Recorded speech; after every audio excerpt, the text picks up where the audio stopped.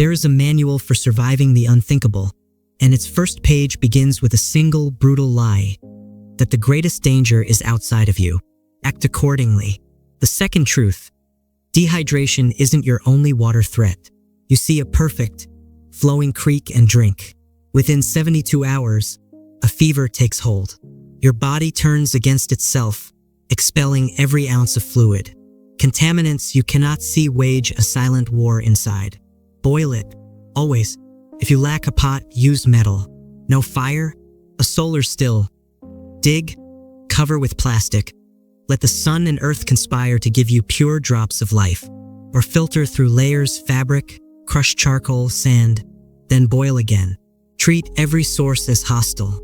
Your life depends on this one tedious ritual. The third law: flame is a double-edged signal. It provides warmth, cooks your food, but in the darkness, its light is a broadcast. It announces a vulnerable, stationary target to every desperate soul and predator in the valley. The solution is the cold camp.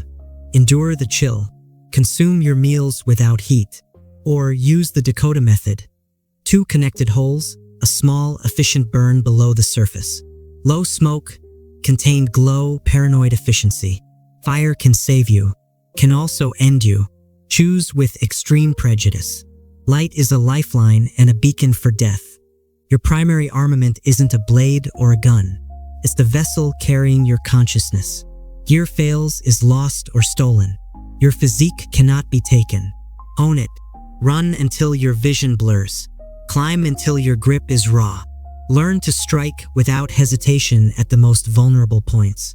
There is no sport here, only continuation. Agility surpasses brute force.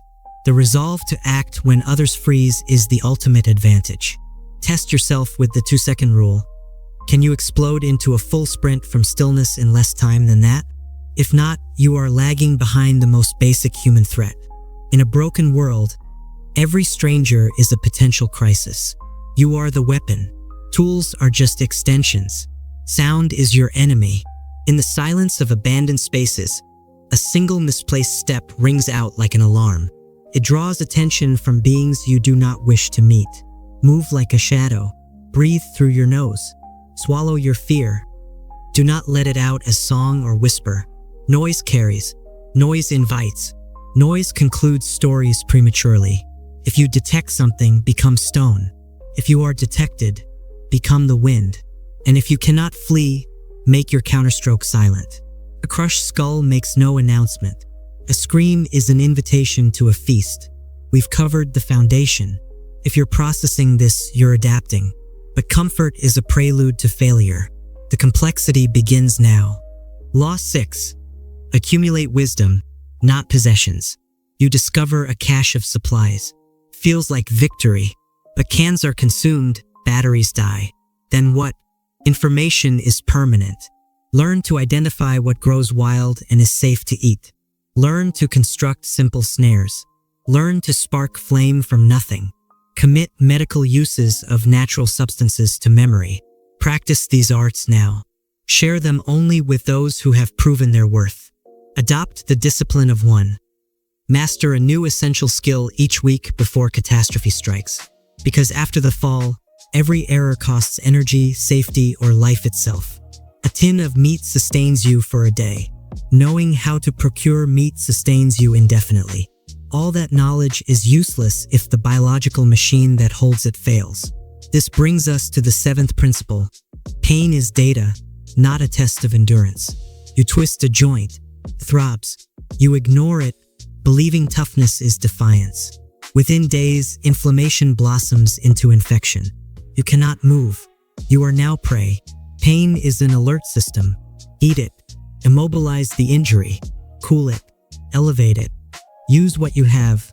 Honey for its proven antibacterial properties. Garlic, natural analgesics from willow. Infection claims more lives in collapse than violence does. A minor laceration can become a terminal sentence in a week.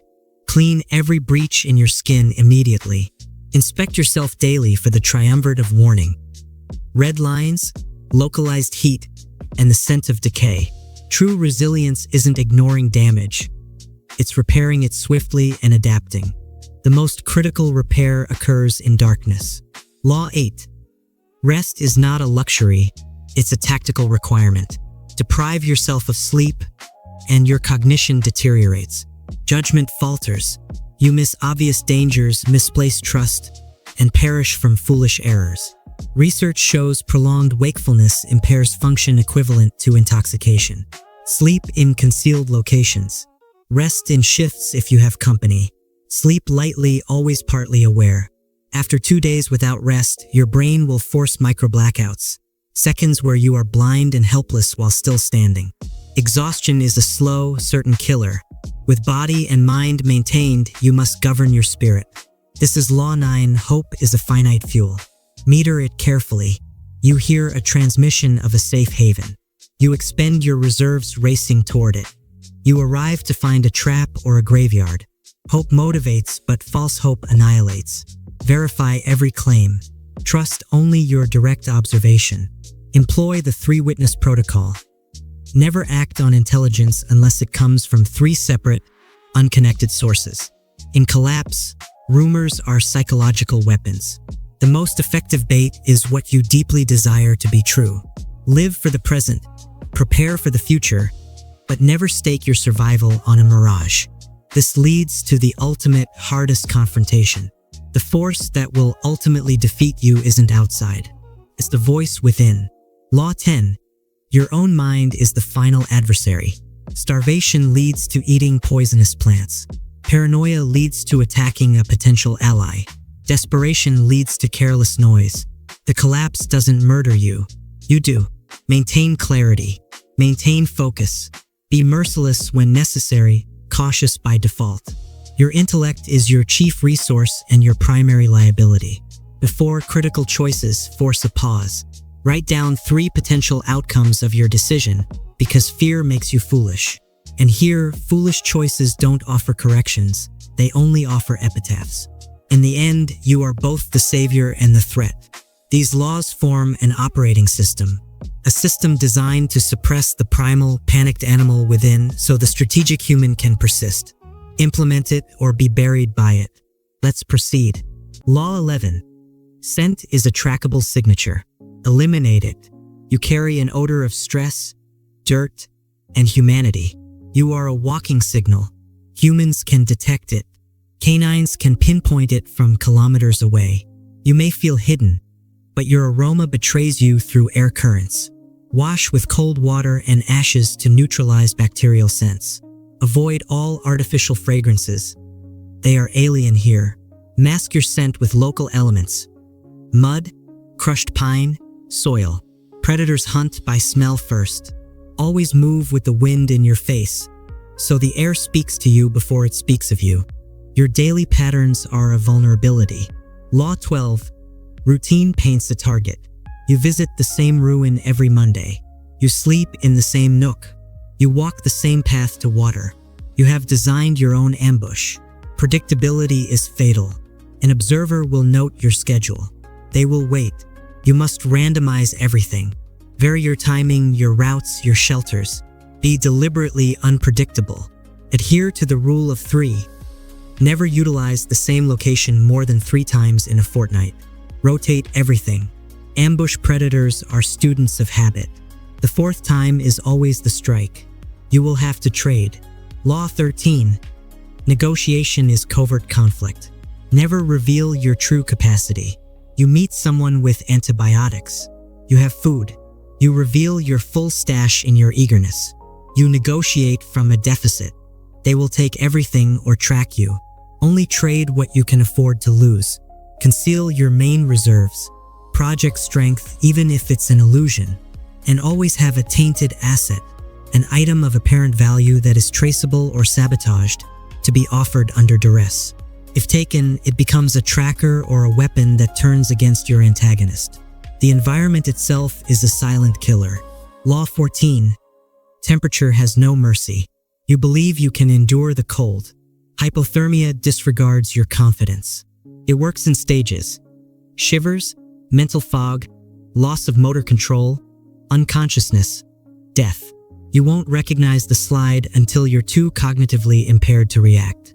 Layer your clothing. Stay absolutely dry. Moisture is a thermal conductor that will steal your life. Use the fist test. If you cannot form a tight fist, you are entering stage 1. You have minutes to generate warmth before your body begins sacrificing non-essential functions to preserve core heat.